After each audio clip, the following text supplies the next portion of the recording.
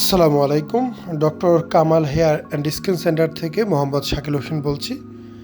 আচ্ছা, দেখতে পাচ্ছেন আমাদের পেশেন্টের বর্তমান কন্ডিশন। এখানে যে অবস্থা, এই জায়গার ভিতরে ওনার চুল লাগবে প্রায় 5,000 গ্রাফট। তবে আমরা প্রথম সেশনে মাথায় 2500 গ্রাফট ট্রান্সপ্লান্ট করব, সামনের অংশে 1500, পেছনের অংশে 1000। যদিও এটা অ্যাপ্রোপ্রিয়েট না, তারপরেও আসলে আমরা 2 সেট করব। প্রথম সেটে 2500, পরবর্তী সেটে আরও 2000 থেকে 2500, যদি ডোনারটা ভালো থাকে।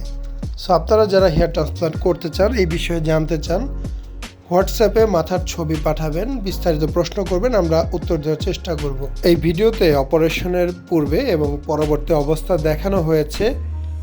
একটি হেয়ার ট্রান্সপ্লান্ট হলে 12 থেকে 18 মাস পর্যন্ত সময় লাগতে পারে সম্পূর্ণ ফলাফল পেতে।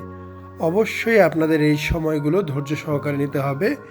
যে ফলিকলগুলো দেখতে পাচ্ছেন বা চুলের গোড়াগুলো দেখতে পাচ্ছেন, এগুলো আপনার মাথার পেছন থেকে আমরা তুলেছি। এগুলো আপনার হেয়ার ফলিকল, আপনার মাথায় থেকে তোলা, আপনার দাড়িতে থেকে তোলা। এটা আমরা আপনার মাথায় লাগাবো, এটা বাইরের কোনো কিছু না। এটা বড় হবে, এটা কাটতে পারবেন, চাচতে পারবেন, কোনো সমস্যা নাই। ন্যাচারাল হেয়ার, আপনার মাথার হেয়ার আপনার মাথার পেছন থেকে তুলে আমরা সামনে লাগিয়েছি। এখানে কোনো সাইড ইফেক্ট নেই, কোনো রকম কোনো সমস্যা নেই।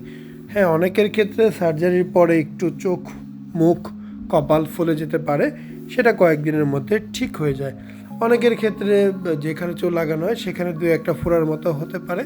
ফোড়াগুলোর জন্য 14 দিনের ওষুধ দিলেই চলে যায়। এই হচ্ছে সার্জারির পরে অবস্থা।